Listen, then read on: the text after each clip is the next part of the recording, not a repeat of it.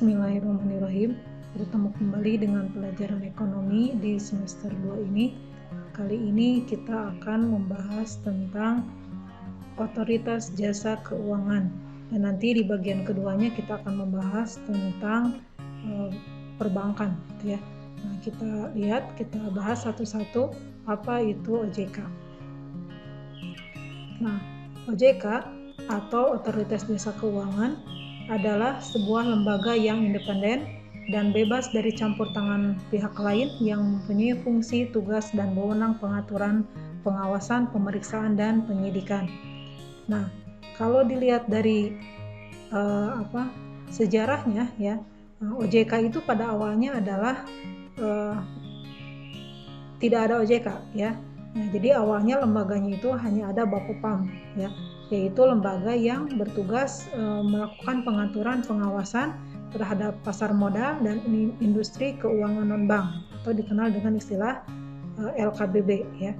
Nah, kemudian di tahun 2012 di bulan Desember, nah fungsi tersebut kemudian dilimpahkan kepada OJK ya, dan setahun kemudian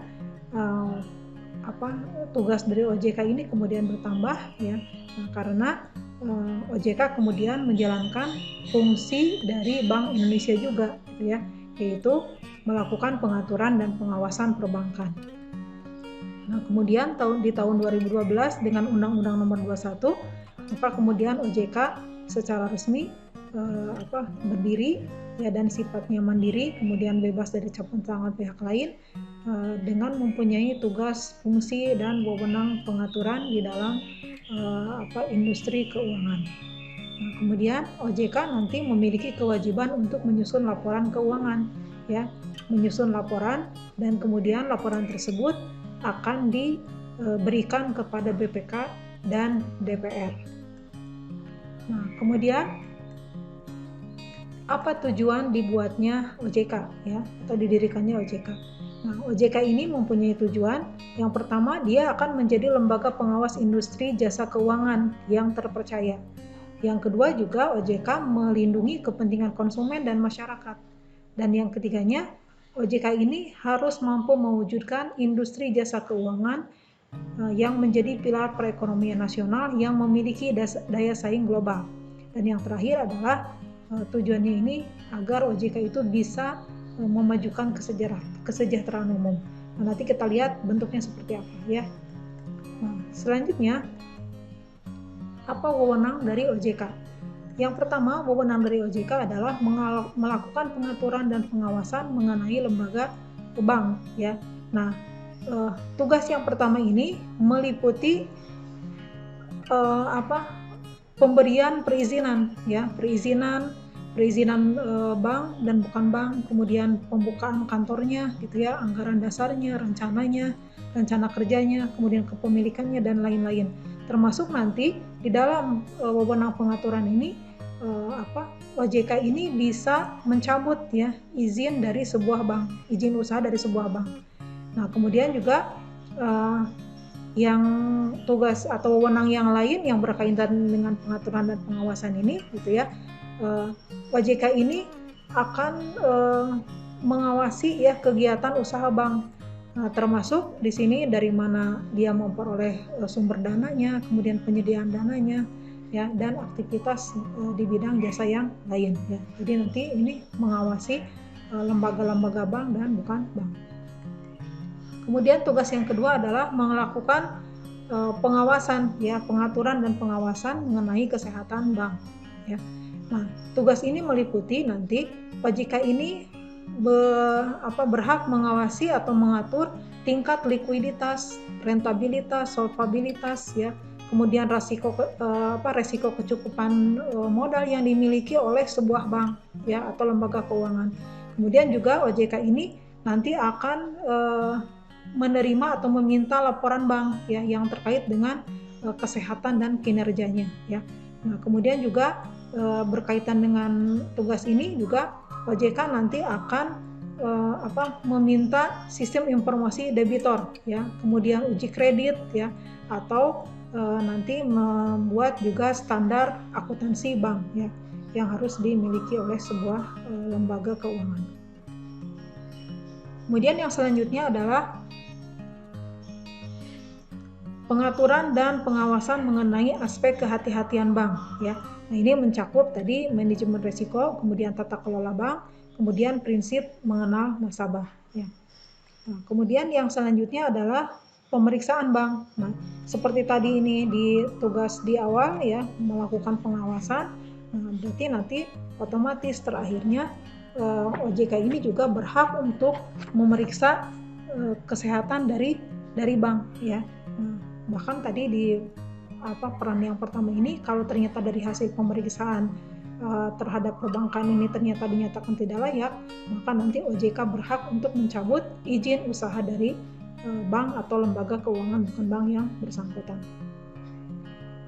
Nah, itu untuk OJK, ya. Nah, selanjutnya kita akan pindah ke bahasan yang lain, yaitu lembaga jasa keuangan perbankan, atau kita mengenal dengan istilah bank, ya.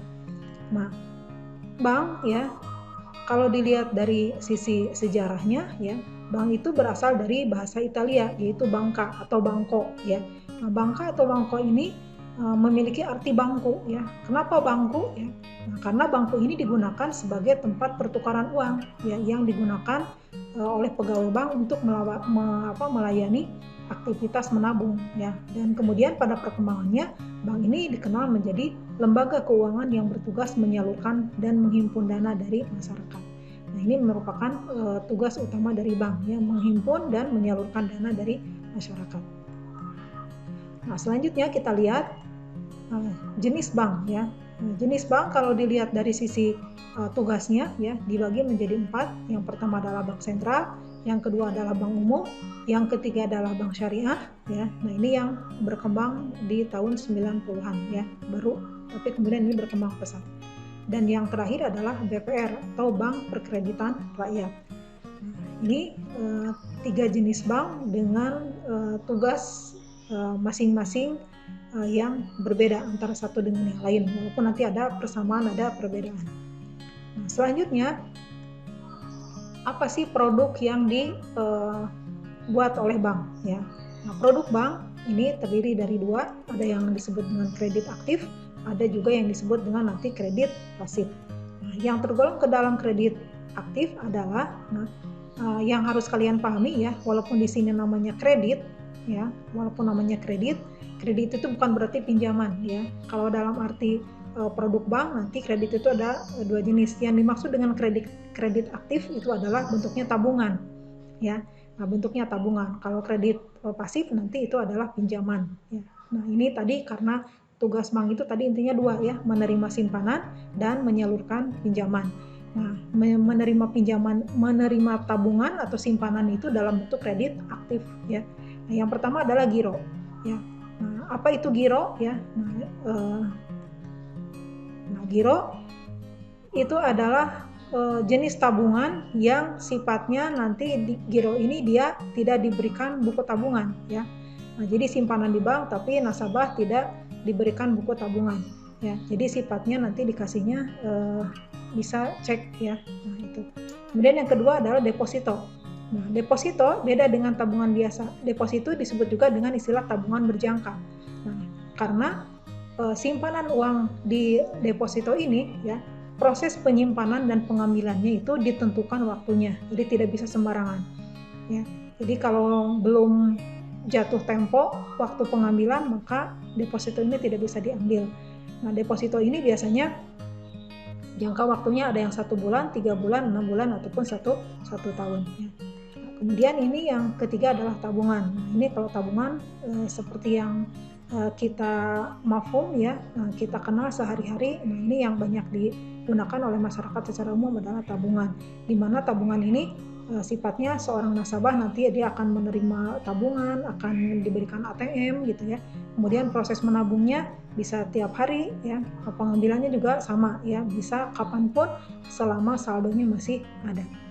Nah, yang selanjutnya adalah kredit pasif, ya. Kredit pasif ini terdiri dari beberapa, ya. Yang pertama adalah rekening koran, ya.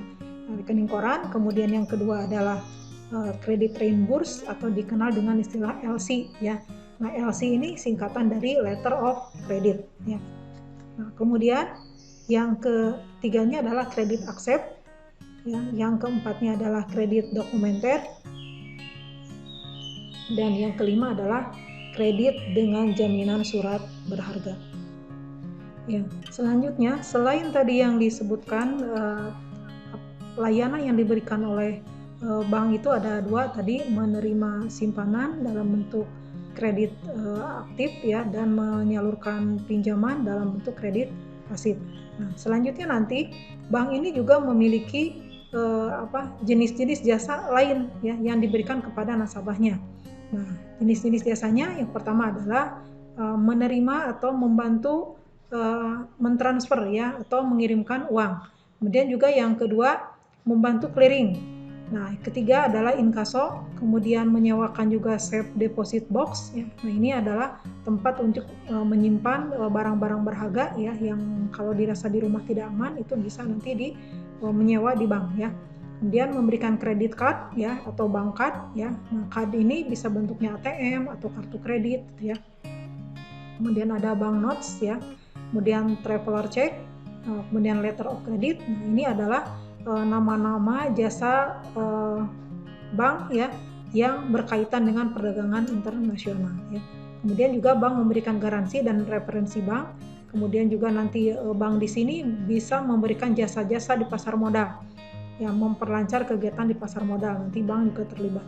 Nah, yang lebih modern lagi ya, sekarang di era digital seperti sekarang, bank juga merambah ke jenis jasa yang lain, yaitu menerima pembayaran listrik, telepon, air, pajak, atau lain-lain ya. Dan yang terakhir di sini bank juga membantu kelancaran pemberian gaji, pensiun, bonus, atau dividen ya yang ada dalam pasar modal. Nah, mungkin itu saja yang bisa Ibu sampaikan untuk hari ini. Ya, kita akan bertemu kembali di bahasan yang lain, masih berkaitan dengan lembaga jasa keuangan. Assalamualaikum warahmatullahi wabarakatuh.